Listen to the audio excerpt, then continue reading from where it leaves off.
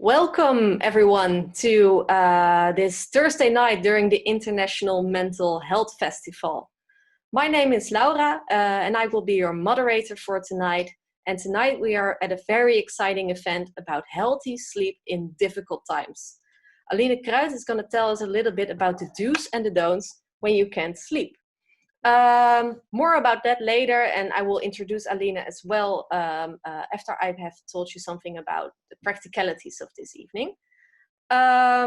This will be around a 50-minute lecture from Aline, and during that lecture and afterwards the Q&A will be open for your questions. So if you have any questions, please don't hesitate to ask them in the Q&A. You can also view each other's question and upvote a question if you think that is very interesting, or if you would like to ask that question yourself as well. So, a little bit about Aline Kruit. She's a medical doctor, she's an ACT coach, a speaker, such as tonight, and also an author and a teacher. And her passion is sleep. And she has brought her passion into a written format and published a couple of books on this topic together with her colleague Irma Leijten.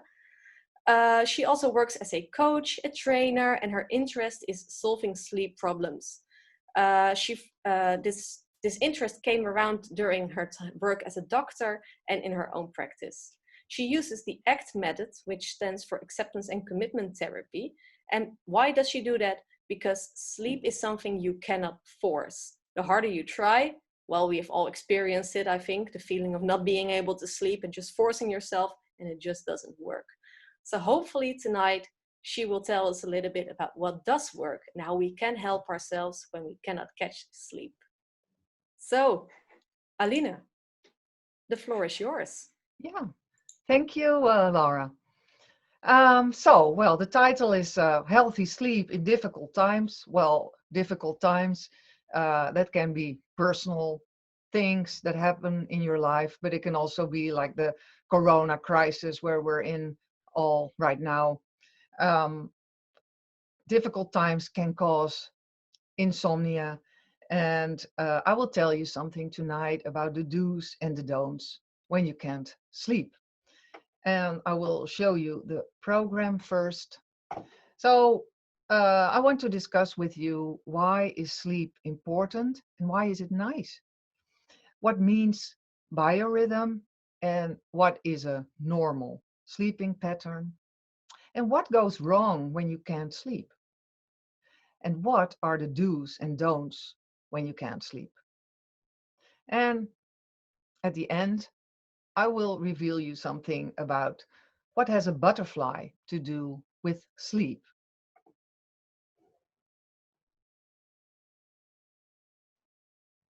Well, let's look back.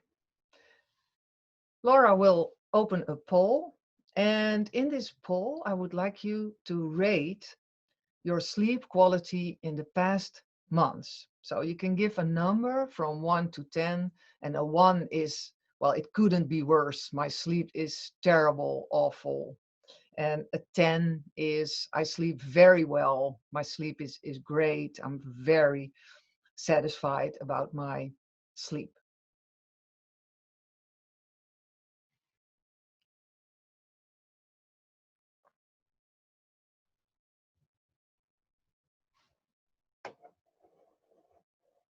I can submit myself as well, I see. Well, oh, I see the 8 is missing.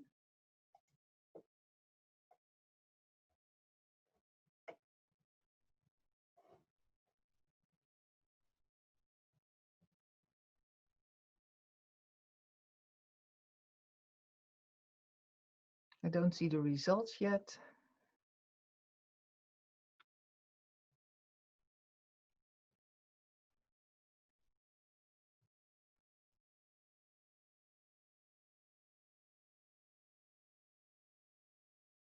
Yeah, there they are.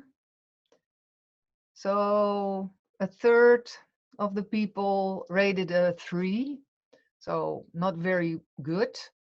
A 7 for the other third. Some give a 5, some give a 6.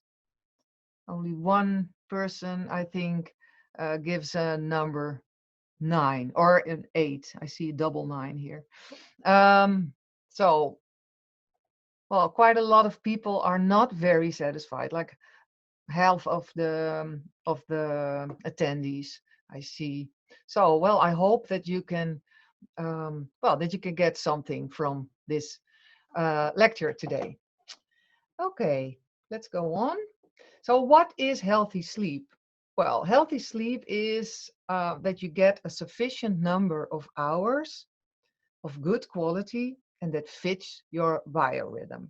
Well, I will explain to you later on what biorhythm means and what is good quality of sleep.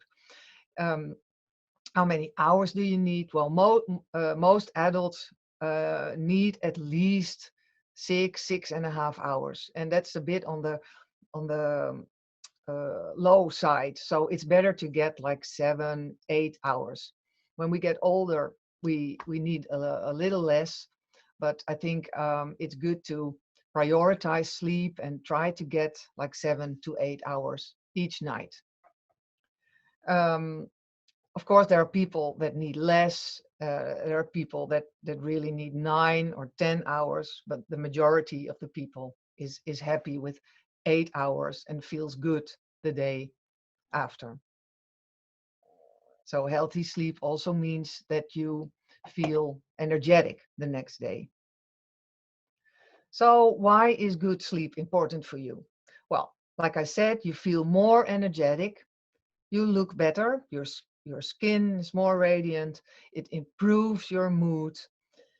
Um, the chances to get cardiovascular diseases, diabetes, depression, burnout, accidents are lower.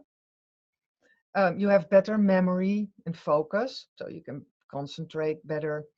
And it's easier to maintain a healthy weight. This has to do with hormones that goes a little too deep for this short lecture. But maybe after a bad night, you know that feeling that you feel like eating more or less healthy food.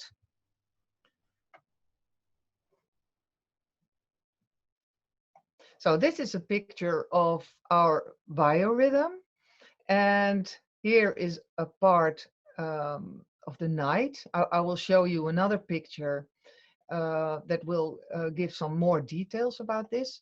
And this is the day, and what you can see is that our level of activity differs during day and night. So we have a circadian rhythm of 24 hours, and well, during the day we are active, but the activity changes during the day. So, for example, around lunchtime or a little after lunchtime, you get a dip. Well, I think most people know how that feels. Like after lunch, you feel like taking a power nap. Um, and we're now at 8 o'clock. So, well, you probably feel quite alert, and but there is a risk that you will feel very tired during this lecture because, well, it's of the evening, and well, maybe your melatonin starts um, to get into your blood a little bit. So um, so you can see that it's not good to work at night, for example. Like our biorhythm is really that darkness is for sleep, and during the day we are active. So if you have to work here, it's really very difficult. So this is the picture of sleep cycles. So that's the left side of that other slide. And here, well, it is in Dutch, so I will explain it. Here it says, well, you go to bed, you go to sleep, and you get around 5 sleep cycles each night of 1.5 to 2 hours. In the first 2 sleep cycles, you get the most deep sleep. So this is light sleep, lighter sleep, and this is the deep sleep. And in the sleep cycles towards the morning, you get more REM sleep, like rapid eye movement sleep, which is the dream sleep. You see that 50% of the total amount of sleep is the light sleep. And in the light sleep, you can still think a little bit, or you can still hear things. So that also makes that that there are people that think that they have not slept at all at a certain night, or they say, well, I've heard the bells, the church bells ring every hour, but they can still have been in some light sleep. So if like they do diagnostic procedures with people, like the polysomnography, and there they showed that people sleep more than they think. It's also important to notice that you between each sleep cycle, you wake up a little bit. And that's perfectly normal. And sometimes you don't even notice it. You just turn around and you sleep on. But sometimes this can be the start of lying awake. So, for example, you have to go to the bathroom and you start thinking about tomorrow's lecture that you have to give, or you start thinking about a difficult meeting that you will have, or you think, oh, I should not forget to send my aunt a birthday card, or all kind of things can come into your mind.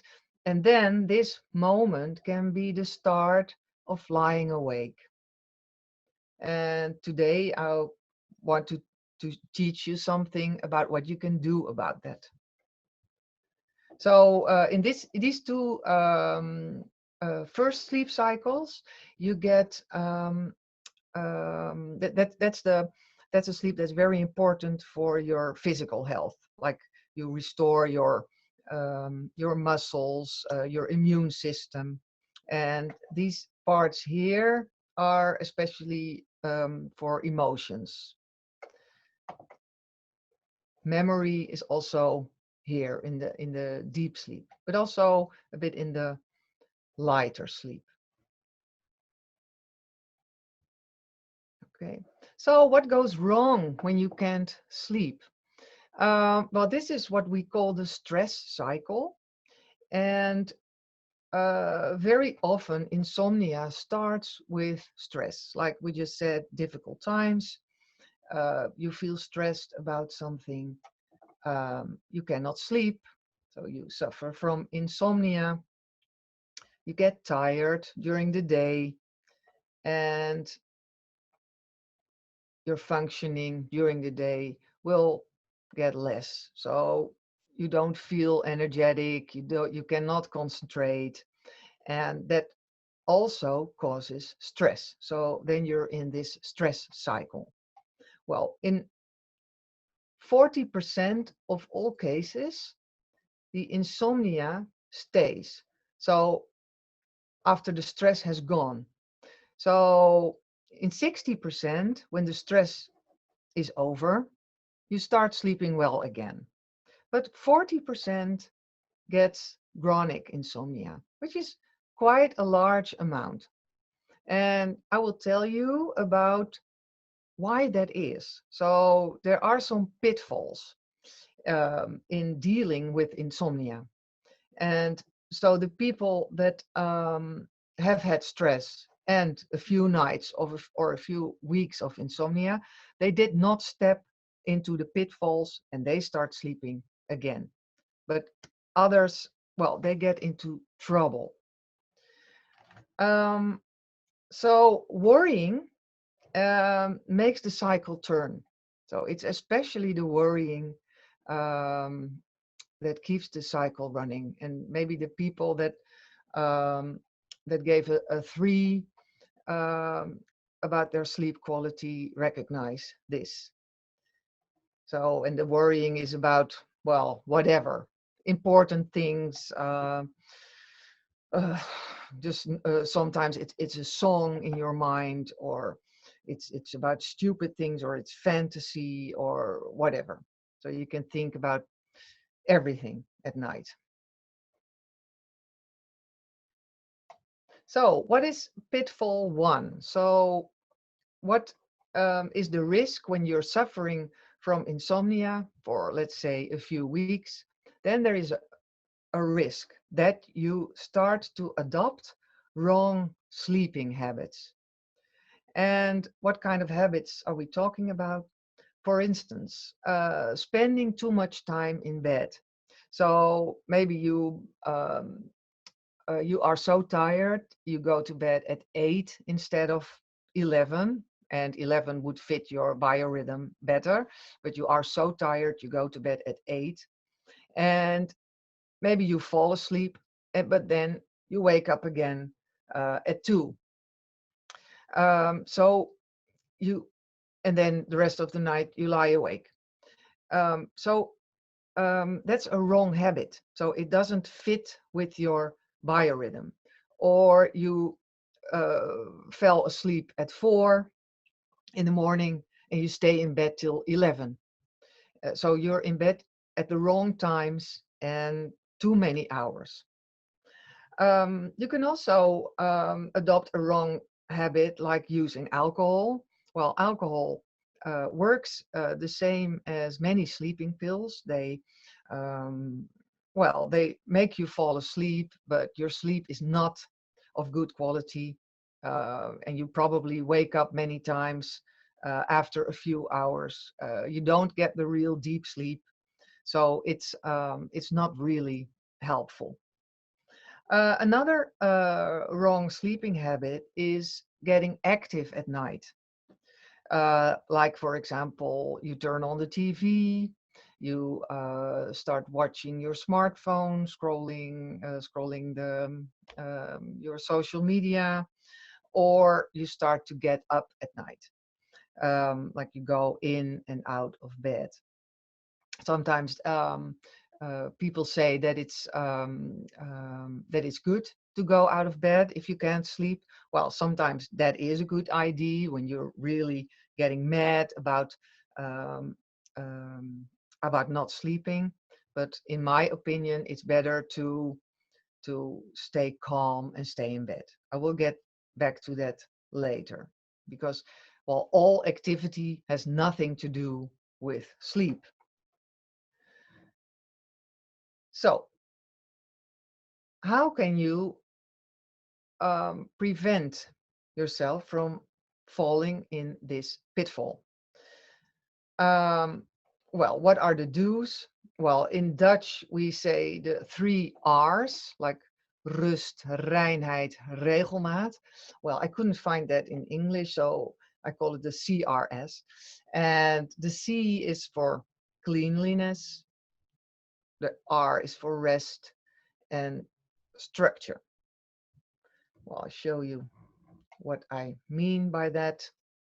So the cleanliness is the cleanliness of the body, for example, like not poisoning yourself with alcohol or all kinds of medication, or smoking, or using drugs, eating very bad stuff. Like, so keep your body healthy and clean. Well, another thing is your bedroom, and especially in these times where many people have to work at home during the Corona crisis. Sometimes the bedroom will turn into an office, and maybe you work in your bedroom, or and that's when you are suffering from insomnia. That's not healthy. Not, that's not good. It's better to share it, if or to divide these places. Sometimes I know it's very difficult when you live in a little house, or you live in a student's house, or whatever, but it's better to keep your bedroom for sleep. Well, what do I mean by rest? And rest means that you try to get your stress levels under control during the day. And if you work very hard during the day and you go from this to that and you don't take a lunch break, or you don't take a coffee break, or you don't go for a little walk, then your cortisol levels, so your activity hormone, is very high, and then it's difficult to phase that out when you go in the direction of the night. So you are too active to fall asleep.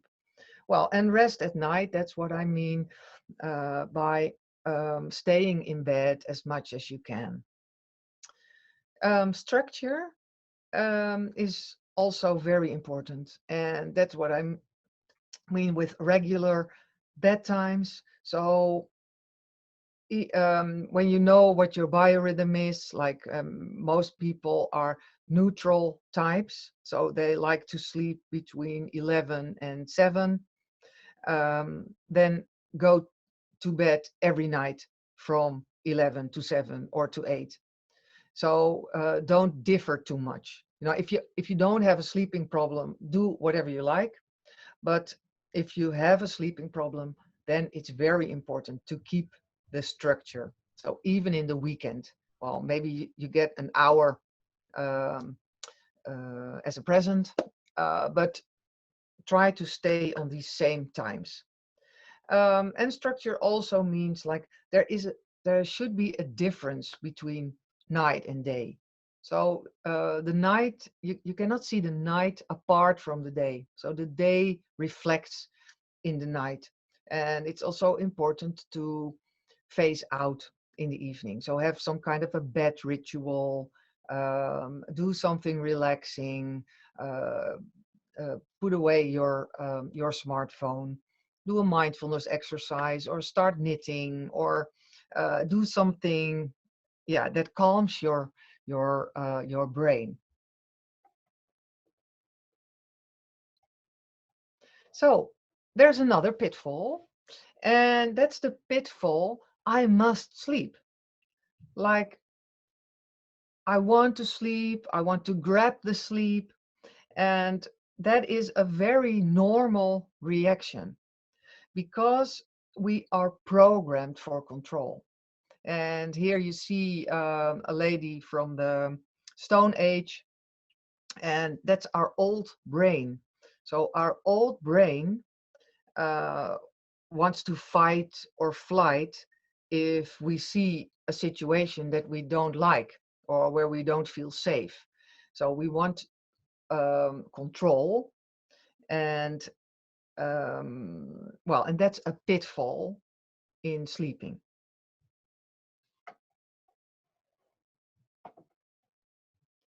I will tell you later why. Yeah. So what happens in pitfall 2? You lie awake unintentionally, you want to sleep, and you are active. For example, you are worrying and your brain is active. Maybe your muscles are a bit tensed, or you feel sensations in your stomach, or, well, your body is not calm. And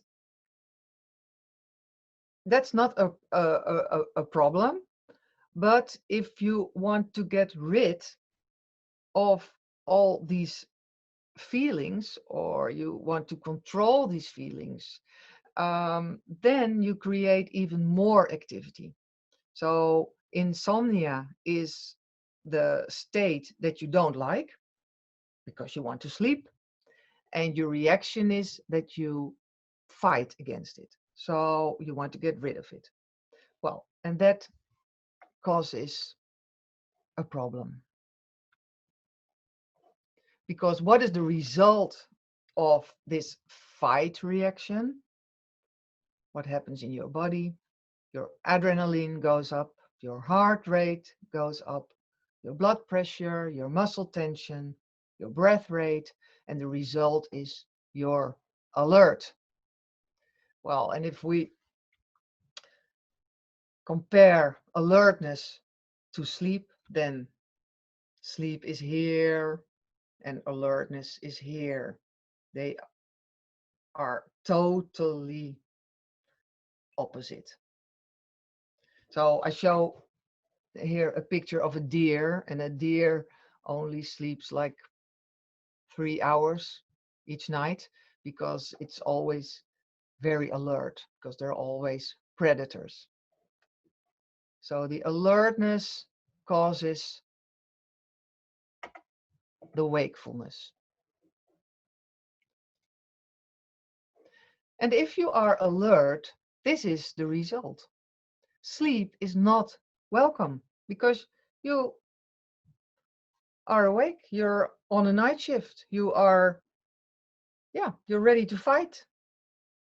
So the sleep, if we look at sleep as a person, well, he comes by your little house and he says, this person is so active, I'm not welcome. So I pass by.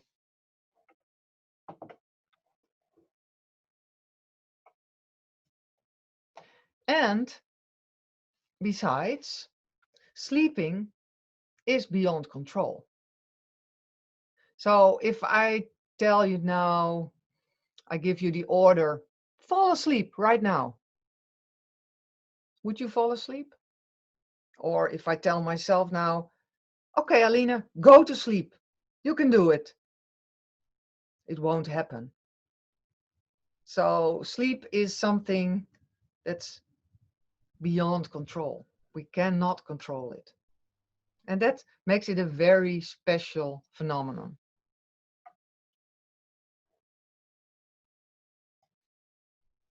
So what does a good sleeper do to sleep?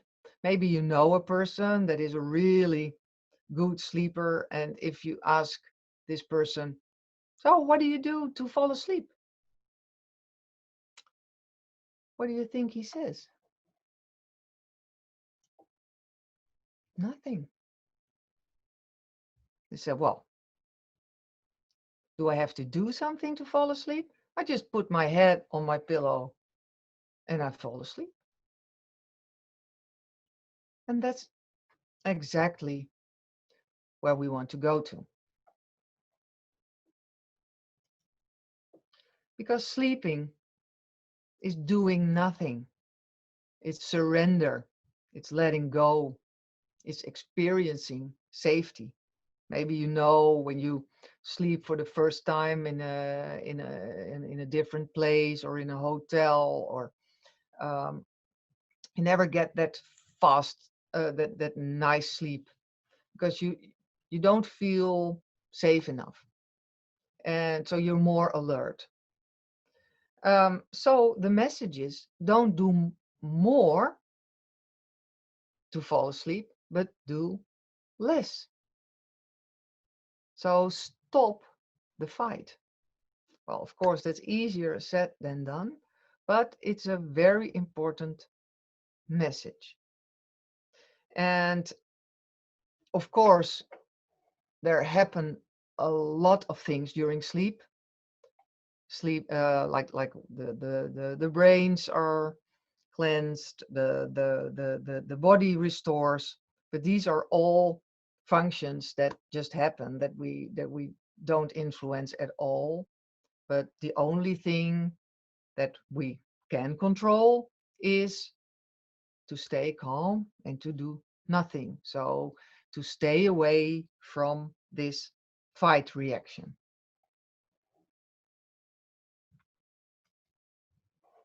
So we get to the most important do's. So the first one is what I just told you about the cleanliness, the rest, and the structure.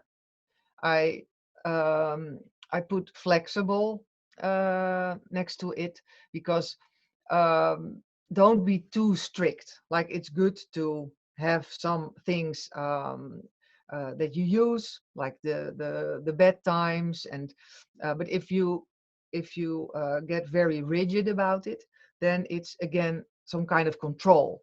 So then you can think, well, if I take a bath at 9 every night and I go to bed at 10, then it's also something like there is happening something which is not normal. And then you can get into this fight reaction again.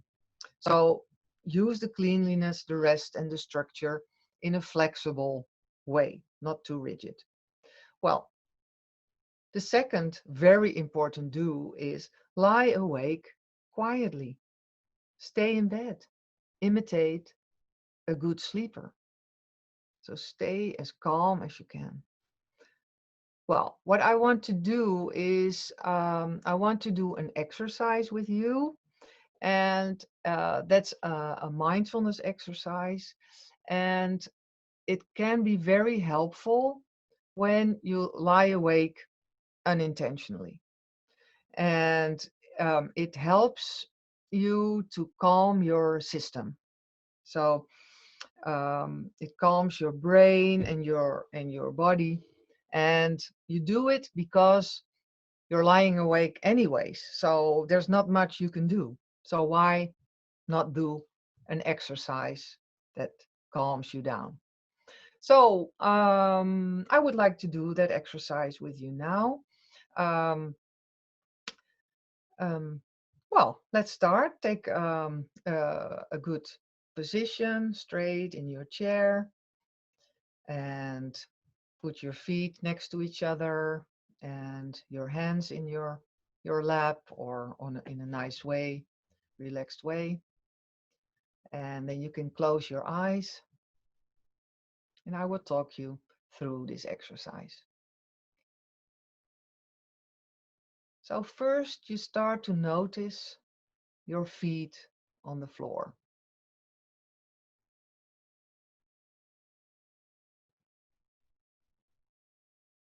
So feel how they touch the ground.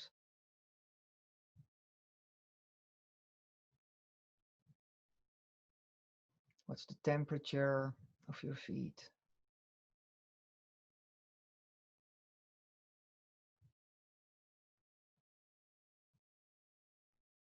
And then bring your attention to how you're sitting on the chair. Where does your body touch the chair?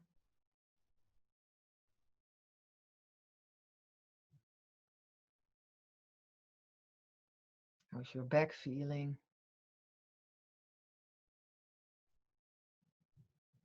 Your shoulders?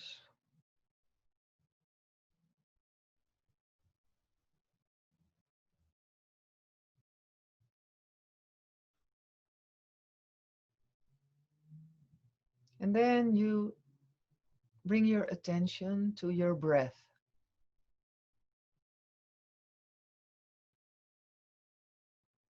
And observe your breath on a chosen spot. So maybe you observe the breath going in and out at your nose.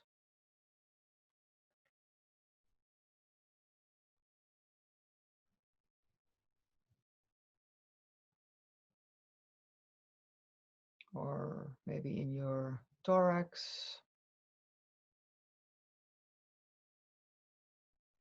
your belly. Just notice the breath going in and out. You don't need to change it, only observe.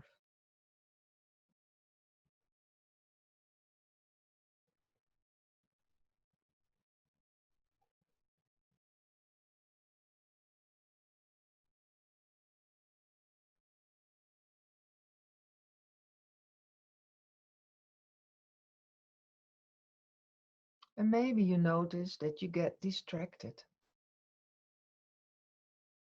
You get distracted by noises or by thoughts.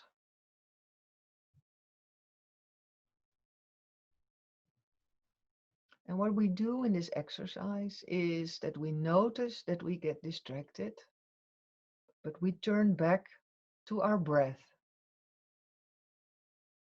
So you notice I'm thinking,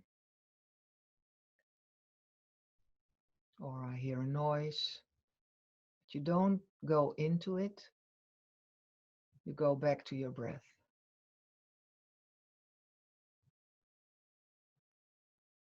So you don't step into that thought train. No, before you step in, you go back to your breath.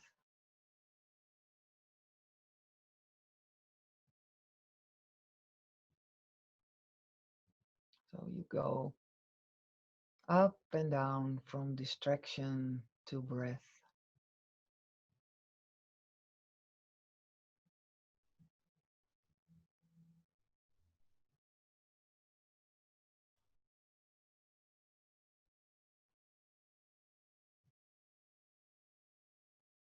And the nice thing is that you can be distracted 1,000 times, but your breath is still there. It's a very loyal friend that will stay with you till you die. So you can go back to your breath all the time.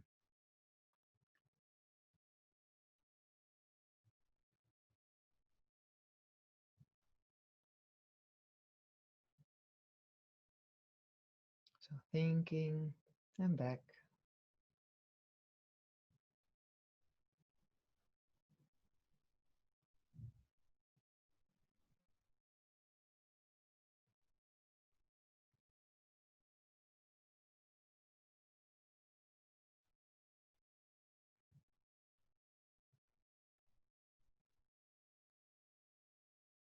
So observe a few more breaths.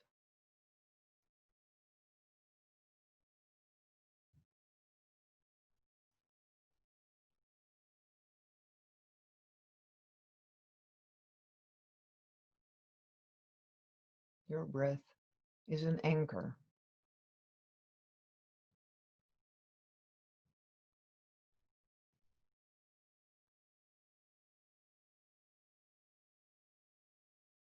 So now we shift our attention to our body again. Observe how you're sitting in your chair.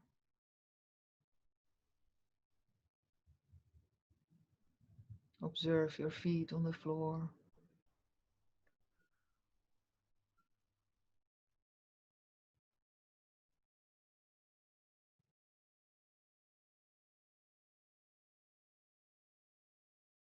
And when you feel ready, you can open your eyes.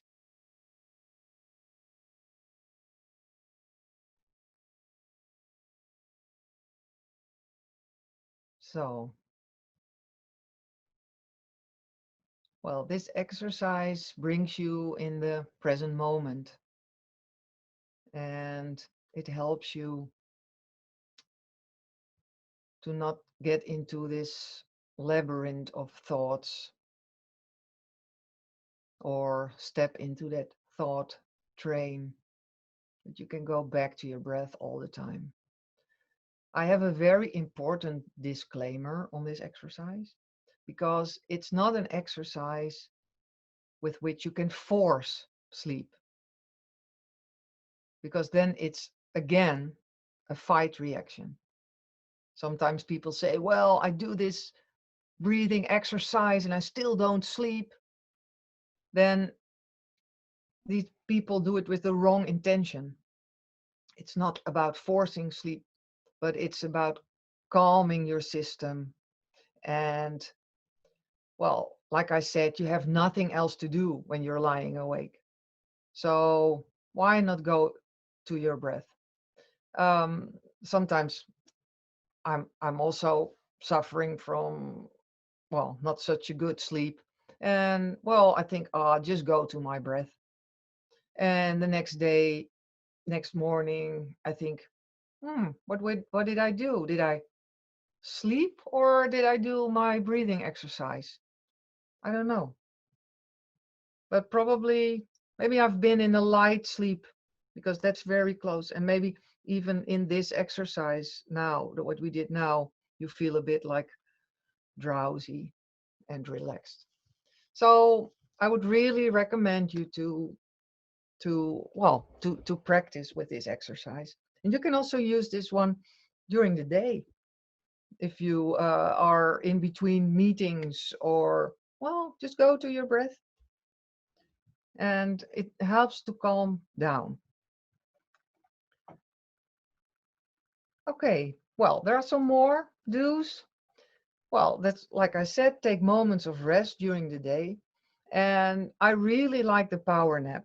And the power nap is like 20 to 25 minutes, um, preferable before 3 o'clock in the afternoon, where you can, well, just lay down and be relaxed. It can be a time to do this breathing exercise, or to do a mindfulness exercise. And I really recommend it because it's also a very good time to practice with lying awake quietly, because there's not such a pressure on sleep during the day. It doesn't really matter if you sleep or not.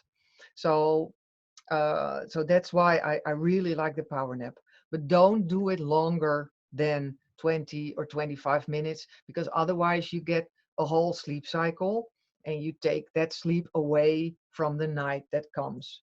So it can never um, replace normal sleep. It's just something nice, an addition.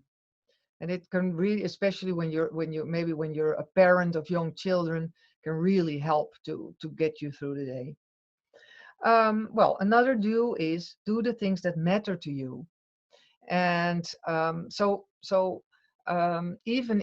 even when you're tired, don't stop exercising, or uh, try to still see friends, for example, or do the things that you like, a hobby or whatever. Well, now it's a bit difficult to have social contacts, of course, but it's very important to live your values, to do the things that you like.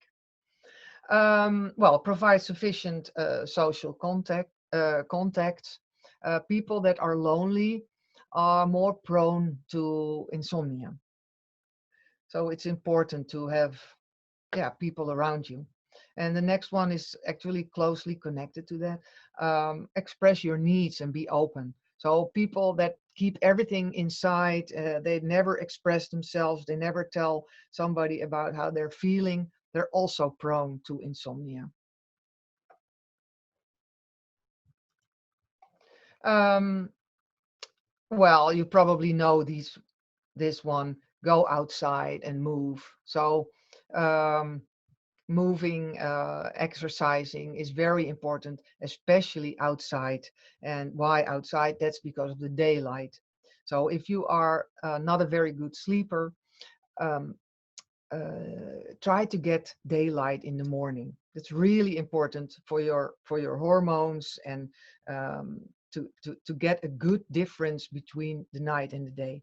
And of course, it's more difficult in the winter, but try to go outside during the lunch break, because sometimes people tell, well, I go in my office when it's dark and I come out of the office when it's dark. That's not good. We need daylight. Well, I'm really against sleep medication. Sometimes it can be helpful, but only for maybe 3 nights or 4 nights, and to disrupt that stress cycle, but never ever chronically. And melatonin is, you can get that in the well, not the pharmacies, other, it's you can just get it in the stores. And I don't recommend it, because you most people that suffer from insomnia have enough melatonin, and it can really disrupt your sleeping pattern, especially because people don't know when to take it, or they don't know what dose to take. So don't do that on your own behalf. It's really not good.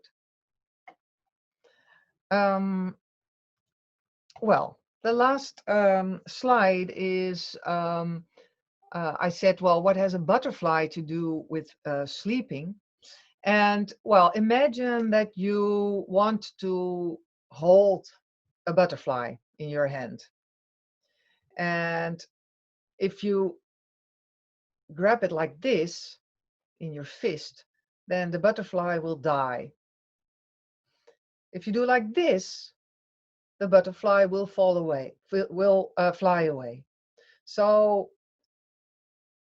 with sleep, it's the same thing. If you want to force it, if you want to grab it, if you do everything to get your sleep, the fighting, then you kill the sleep. You won't sleep. If you do this, if you give sleep no priority, you just have no structure, you just live by the day, you smoke, you drink, then sleep will also go away. So it's this. It's holding it lightly. So give it priority, but don't be rigid about it.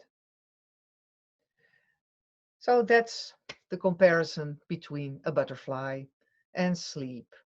Well, in my last slide, well, I want to ask you, and maybe you can think about it for a minute. What can you do to improve your sleep? So if you think about the pitfalls that I just mentioned, what is your pitfall? And maybe you heard some things that you can change in your own situation in order to improve your sleep.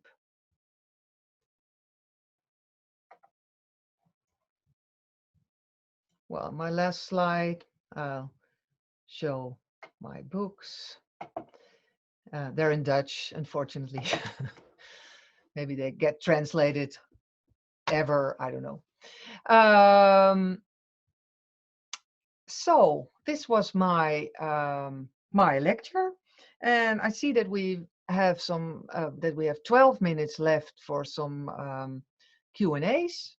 So I will stop sharing my PowerPoint, and well, I would like to hear some questions. Thank you, Aline. I thought it was so insightful and so helpful. I think not only for me, but I hope for the audience as well.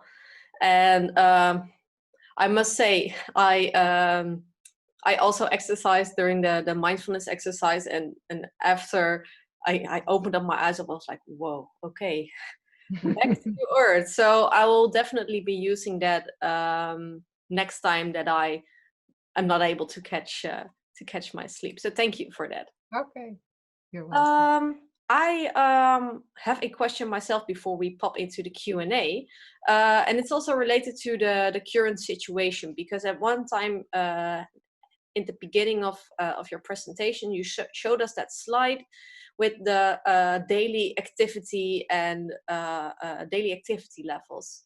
And right now, during the COVID pandemic, people are more flexible in terms of work, because a lot of us are working from home, and so we don't have to stick to that 9 to 5 hour structure that we're used to.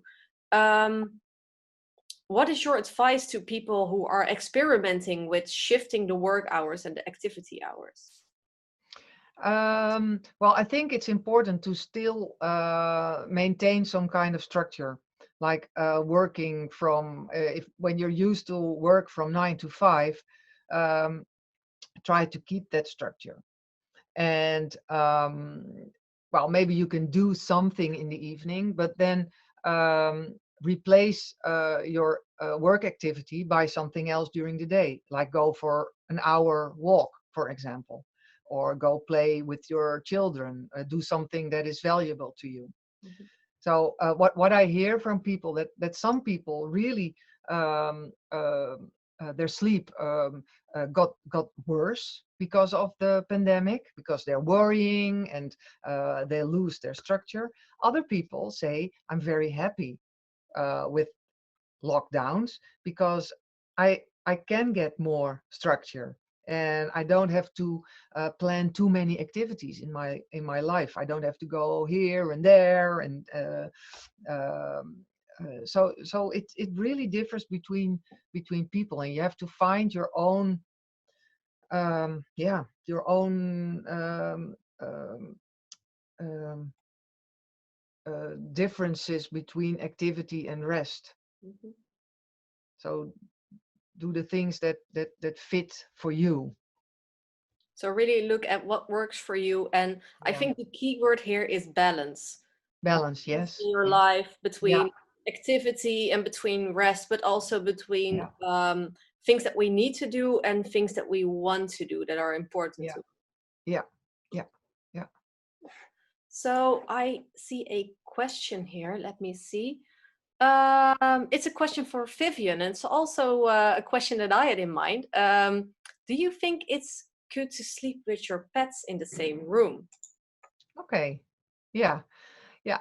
Um, well, I really like pets, and also for sleep, because a pet can give you a feeling of safety, and that helps you to get a better sleep. But I don't recommend the pets in the bed, for example, and maybe even in the bedroom. Well, they're all, well, hairs and things, and so maybe that's not a very good idea. Like in the bed, I would never do that. But well, I'm really a fan of having a dog, because a dog gives you a feeling of safety. It makes you go for a walk, makes you go outside. For some people, it can give social contacts in the environment. So I think for sleep, it's a great idea. Yeah. And also, um, my cat doesn't care if it is a Saturday or a Monday. She wants to get fed at around 10 a.m., 10 in the Yeah. morning. So she will also keep me on structure. Yes. Yeah. Yeah. So they give you structure, and they show a really good example of being in the present moment. They don't care. Yeah. Thank you, Vivian. Um, there was also another question. Is there a specific reason why you think a power nap is best to do before 3 p.m.? Yeah, it depends um, on your biorhythm. So if you are like an evening person and you want to go to bed at 2 and sleep, for example, till 10, then you could do it a little later. But if you are like the neutral type, then it's better to do it before 3 o'clock, because um, we have also a system in our bodies that we build up sleep pressure, and we build it up, build it up, build it up, and then we empty this pressure when we go to sleep. And if you take it too late in the day, you will empty your sleep need, or your sleep pressure, um, and then that will make that you have problems to fall asleep in the evening again, in the night. So it's better to do it around, before 3 o'clock. Okay, Yeah. thank you. Um, Another question. I think this is something that a lot of us can recognize. Why is it that when we can't sleep at night, our bed doesn't seem comfortable? Suddenly you hate your blanket, you hate your pillows. And when we eventually do catch sleep, the alarm goes off in the morning, then our bed is suddenly a sort of sanctuary of wellness and comfort. Why? Yeah. Yeah. Yeah, that has to do with this uh, actually it's not the bed that is the problem. It's your coping. It's how you deal with the insomnia. Mhm. And but it's a really good question, because this this bed thing is the reason why many therapists recommend going out of bed when you can't sleep, because they say, well, your bed shouldn't be your enemy. So you are only allowed to be in your bed when you can sleep. And well, for some people that really works well. Then you go out of bed and, well, you stay in the kitchen for about 5 or 10 minutes, and you go back again. Sometimes that can really work. Other people say, well, I just want to stay in bed. It's cold in the kitchen, and I don't know what to do. Or if I go into the kitchen, I will start doing things like emptying the dishwasher, or I start making breakfast for the next morning. And then I'm too active. Mhm. So what I want to learn people is um, to see the night as a period of rest, of sleep. It has nothing to do with activity. Yeah.